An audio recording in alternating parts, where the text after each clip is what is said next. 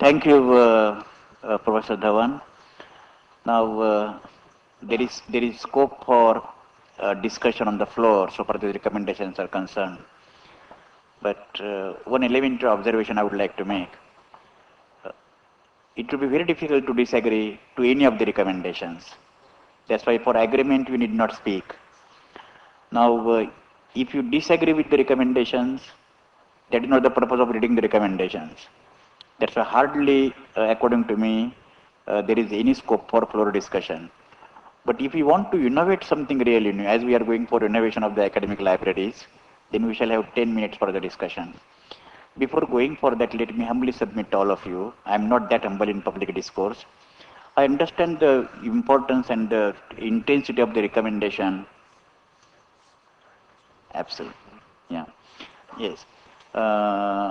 I know the intensity of the provocative that minimum 20% of the resources of the education says should be spent for the libraries.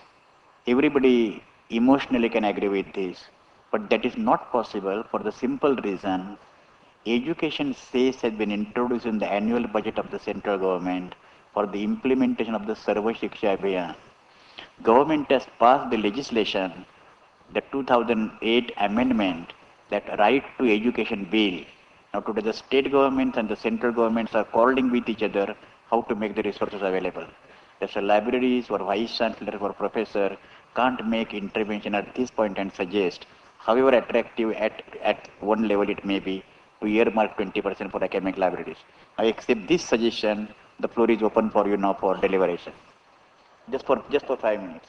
If one were to compulsory comment, compulsory, and we understand everything. Compulsory. Yes. Anybody there? Otherwise, we shall go for further the next program. That is our presentation for the. Is it right? Our presentation for the delegate impressions. Professor Mugi, they want to say something. Yes, Professor. The earlier recommendations which we made, to me it looks that there is some kind of a duplication amongst them. I would request the organizers to look into both of these and then finalize. Right, because once the recommendations will be having the sense of the floor of the house. After finally making the draft of the recommendation at aggregate level, as you are aware of the procedure, they are compiled, they are properly sequenced, and then ultimately then share to the relevant authority. That is the job of the organizers.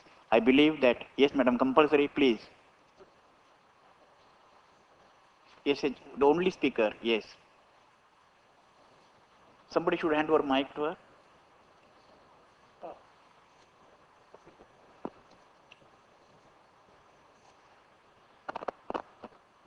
Sir, yesterday also in the Vice Chancellor Forum meeting, I said about some change in staff structure, particularly in respect of college libraries, because we want professionalism in the work.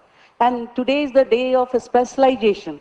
And we have got more library professionals, trained professionals, but in college libraries only one professional is there, and some college library even, one excluding librarian I'm saying, and in some colleges even only one college librarian is professional person. No. All other person are non-professional. So how professionalism can be brought in the library? Another thing, that whosoever is working in the library, either at the post of semi-professional, professional, or librarian, they retire on the same post. There should be some. We understood the whole essence of your argument, and I require organizers to properly incorporate that. Okay. Because we cannot go on deliberation. So I said that there should be some provision Absolutely. for cadre, Absolutely. creation of cadre. Thank you very much. And No, thank you very much. okay, thank you. Then, see, let us not go again. Let us.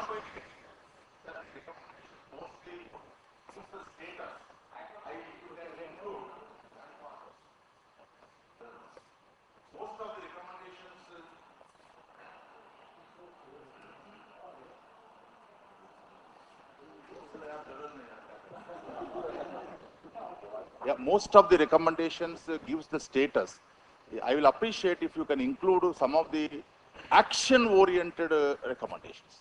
They will